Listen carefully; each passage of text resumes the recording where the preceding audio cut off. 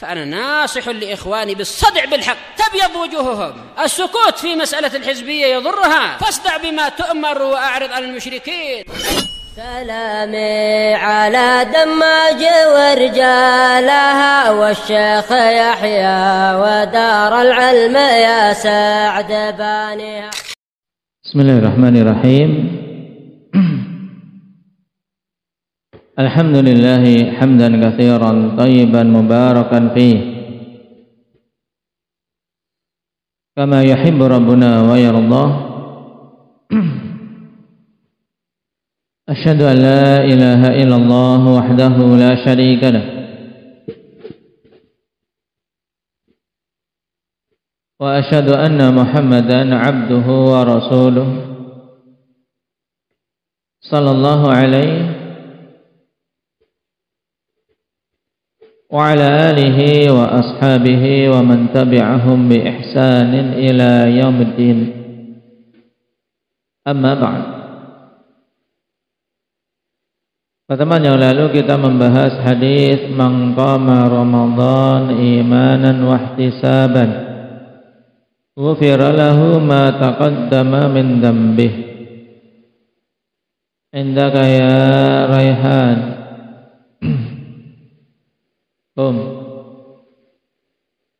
Terjemahkan hadis.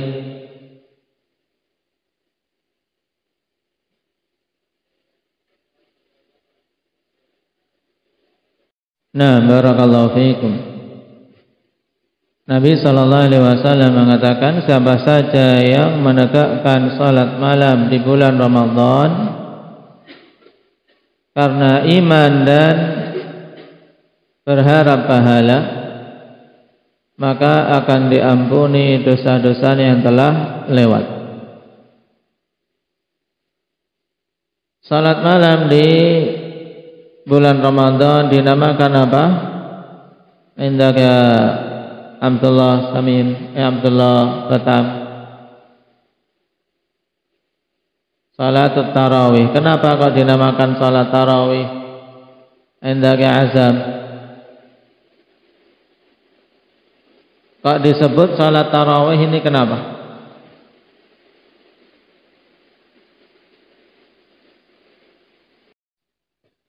Baik. Dinamakan tarawih karena dulu penunaiannya di masa sahabat, mereka setiap dapat 4 rakaat melakukan istirahat. Dikarenakan panjangnya salat, baik dari sisi bacaan, rukuk maupun sujudnya. Dan ini yang disunnahkan, ditekankan, apalagi ketika ditunaikan berjamaah. Bukan malah sebaliknya untuk cepat-cepatan dan tanpa memikirkan tumakninah.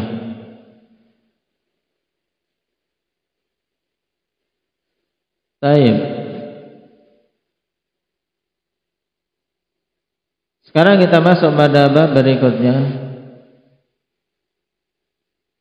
Qala al-muallif wafaqahullahu ta'ala babu barakatis suhur atau barakatis sahur min ghairi ijab.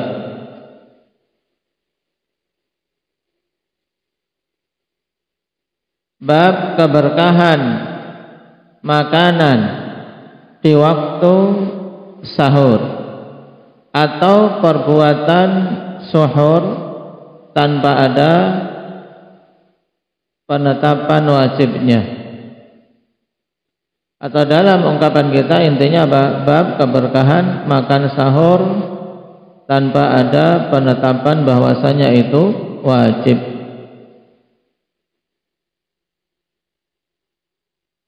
An Anas bin Malik radhiyallahu anhu anna Nabiy sallallahu alaihi wasallam qala tasahharu fa inna fis suhuri barakah.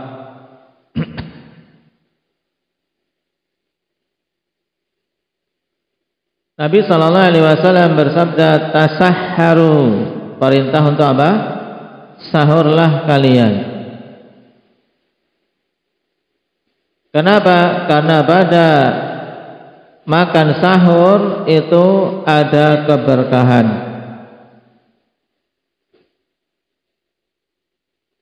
Baik.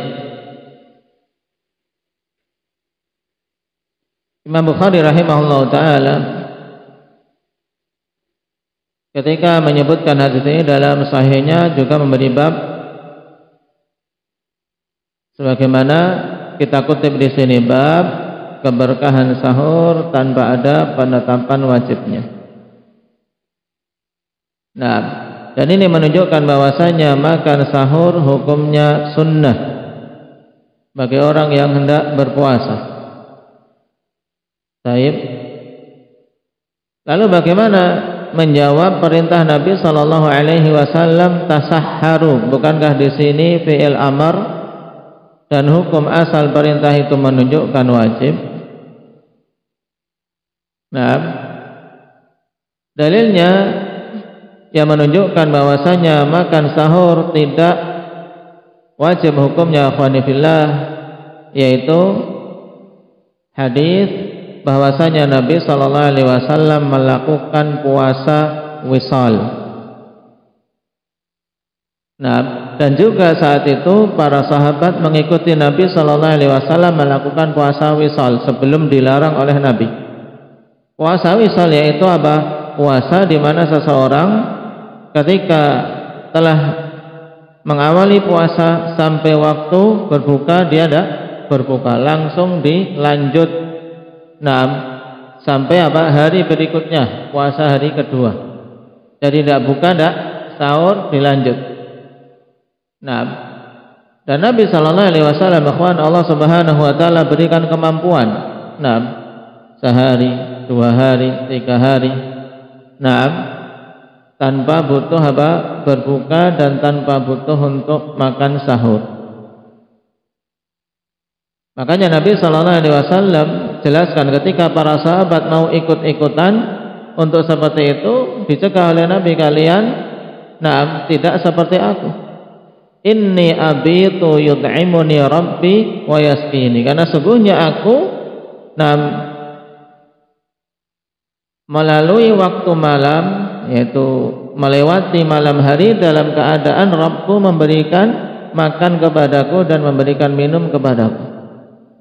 Maksudnya apa? Keadaan Nabi sallallahu alaihi wasallam berbeda dengan umatnya. Nabi diberi kekhususan, diberi kekuatan, sehingga walaupun beliau tidak makan, tidak minum, tapi apa? Memiliki kekuatan seperti makan dan minum, karena Allah lah yang telah memberikan makan dan minum kepada beliau.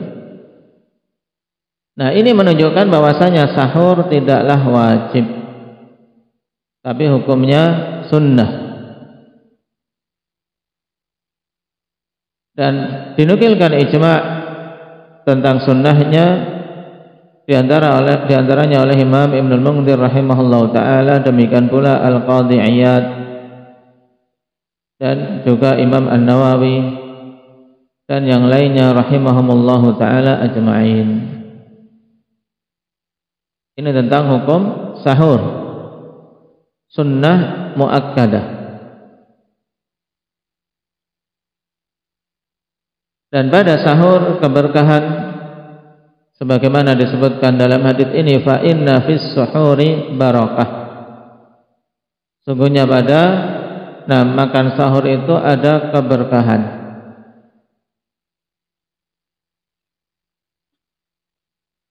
Dan dikatakan oleh Imam Ibnu Daqiqil Aid rahimahullah ta'ala dalam Ihkamul Ahkam, karena hadis ini akhwan datang dengan harakat fa inna fis suhur, juga pada yang lainnya fa inna fis sahur. Apa bedanya antara suhur dan sahur? Ini persis seperti pembahasan kita pada apa? Tuhur dan tohur. Demikian pula apa tadi? Ada apa? Wudu dan wadu. Taib. Yang di dhammah itu menunjukkan fi'il, menunjukkan perbuatannya. As-suhur dengan dhammah sin itu menunjukkan apa? Perbuatan makan di waktu sahar. Nah, waktunya namanya al-waqtus sahar, waktu di akhir malam, sepertiga malam yang terakhir itu waktu sahar. Baik. Sedangkan as-sahur dengan fathah itu adalah makanannya. Makanan yang dimakan ketika bersahur itu namanya apa? Sahur. Ya. Kalau suhur apanya Ahmad? Perbuatannya.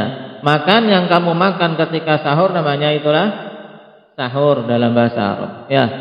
Sahur itu makanannya, kalau suhur perbuatannya.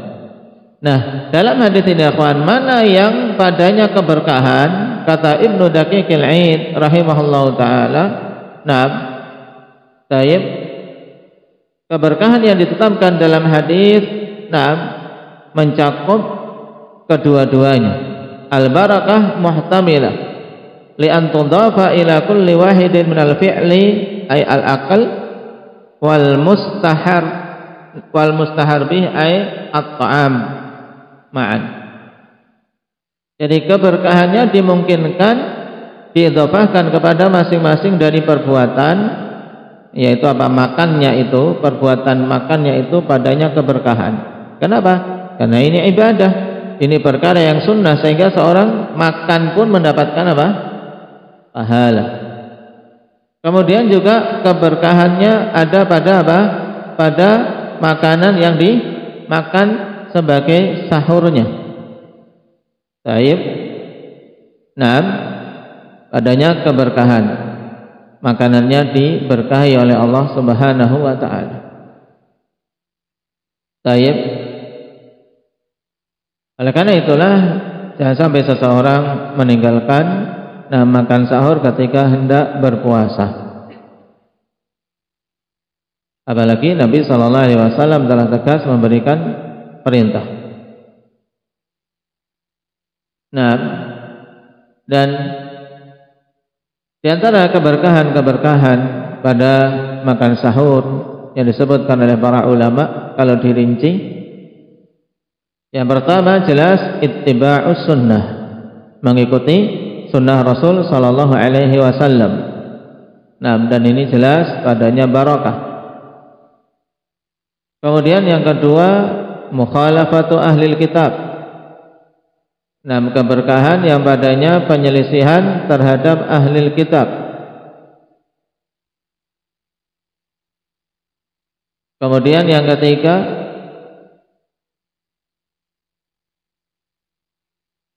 at-taqawi bihi 'alal ibadah, untuk menguatkan dengan makanan tersebut dalam beribadah di siang harinya. Karena jelas beda orang yang sahur dengan yang tidak sahur di siang harinya dari sisi ibadah. Kalau cuma niatnya mau tidur ya, nah, gampang saja. Kemudian az-ziyadah bin nasyat, untuk semakin menambah semangat. Juga disebutkan ikhwan, di antara keberkahan makan sahur yaitu mudafa'atu su'il khuluq alladhi yuthiruhul ju', untuk menolak akhlak yang buruk yang didorong karena kelaparan. Nah, ini juga penting untuk kita ambil ibrah. Nah, ternyata rasa lapar yang apa? Yang muncul pada seseorang itu bisa mendorong seseorang untuk berakhlak buruk. Orang kalau lagi lapar cepat marah, tersinggung dikit cepat marah, lapar, yang ngomong yang ngeyel mau dimakannya. Nah, baik. Orang kalau lagi lapar, melihat sesuatu walaupun itu bukan hal yang halal, bukan miliknya, terkadang langsung dimakan saja tanpa berpikir ini halal atau haram. Nah, baik, makanya di antara hal yang Rasulullah sallallahu alaihi wasallam minta pelindungan kepada Allah Subhanahu wa taala, di antaranya ini. Dari apa? Ju'. Nah, baik, dari rasa lapar yang sangat.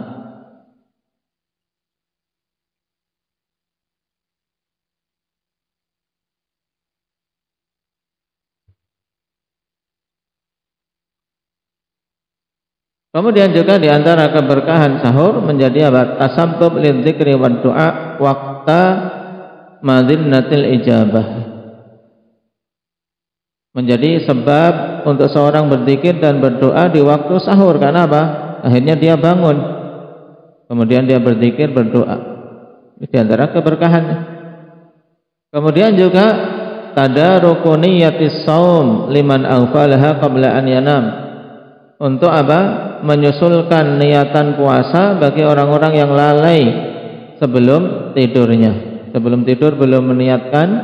Nah, maka apa? Di waktu sahur dia bisa menyusulkan niatnya untuk berpuasa.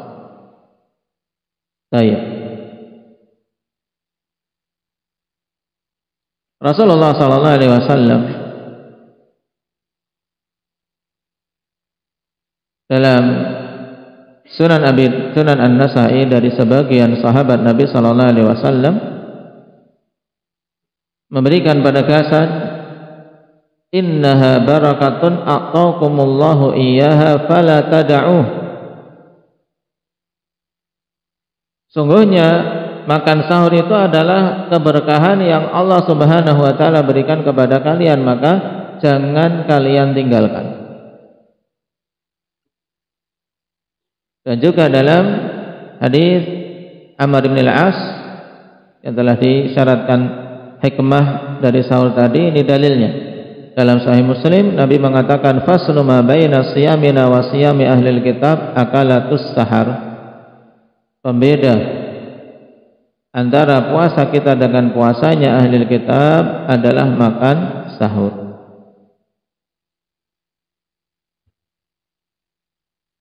Kemudian sunnah dalam makan sahur untuk seorang mengakhirkannya. Nah, mengakhirkan, nah, tapi tidak boleh melebihi sampai masuk waktu fajar. Dalil yang menunjukkan bahwasanya disunnahkan mengakhirkan adalah perbuatan Nabi sallallahu alaihi wasallam. Nah, kuntu atasahharu fi ahli thumma yakunu sur'atun bi an udrika salatal fajri ma'a Rasulillah sallallahu alaihi wasallam. Dulu aku makan sahur di keluargaku, di rumahku, kemudian aku cepat-cepat untuk bisa dapat salat fajar bersama Nabi sallallahu alaihi wasallam. Ini yang dilakukan oleh para sahabat dulu, disebutkan oleh Sahal bin Sa'ad radhiyallahu anhu. Karena memang itu yang dicontohkan oleh Rasulullah sallallahu alaihi wasallam dalam hadis Zaid bin Thabit, tasaharna ma'a Rasulillah sallallahu alaihi wasallam thumma qumna ila shalah. Kami makan sahur bersama Rasulullah sallallahu alaihi wasallam, kemudian kami apa? Kami berdiri menuju salat. Faqultu kam kana bainal adzani wa sahur? Aku katakan berapa jarak antara azan dan sahur? Qala qadra 50 ayah. Jadi ada jeda antara apa? Azan dan sahur. Nah, untuk persiapan untuk ini gosok gigi dan seterusnya. Nah, ini kalau kita zaman sekarang. Baik. Jadi maksud dari mengakhirkan sahur bukan itu apa? Mepet, ya, dipepetkan dengan azan, tidak. Baik. Tapi apa? Dia mengambil waktu sahur di waktu sahar. Mulai dari apa? Sepertiga malam yang akhir sampai mendekati waktu fajar. Dan kalau dari hadis Zaid bin Thabit ini ada jeda Nabi sallallahu alaihi wasallam antara selesainya sahur beliau dengan azan. Rasulullah azan ada jarak 50 ayat. Jarak 50 ayat itu singkat kan. Naam. Baik. Kalau tabarak saja berapa? 30 ayat. 2 kali baca tabarak, 2 lembar. Bacaan 2 lembar. Naam, dari mushaf. Baik, bacaan 2 lembar mushaf itu sudah 50-60 ayat. Untuk ayat-ayat yang pendek. Naam. Baik, bacaan 2 lembar berapa menit biasanya? Enggak sampai 5 menit, ya kan? tidak sampai 5 menit. Ini jarak antara selesainya waktu sahur dengan 6 azan. Saya menunjukkan Nabi Sallallahu Alaihi Wasallam mengakhirkannya. Cuman, hendaknya seorang jangan sampai kemudian bermudah-mudahan sudah masuk waktu fajar dianggap karena tidak peduli masih gelap, padahal sebenarnya sudah betul-betul masuk waktu fajar karena saat itu dalam kondisi mendung. Nah, makanya saya nasihatkan kapan saja seorang sahur kemudian mendengar azan di sekelilingnya, untuk segera berhenti. Tayyib, untuk segera berhenti. Tayyib. Karena azan subuh memang muskil, sesuatu yang muskil. Sebab apa? Sebab kita tidak bisa mengamati sendiri. Kita tidak bisa mengamati sendiri.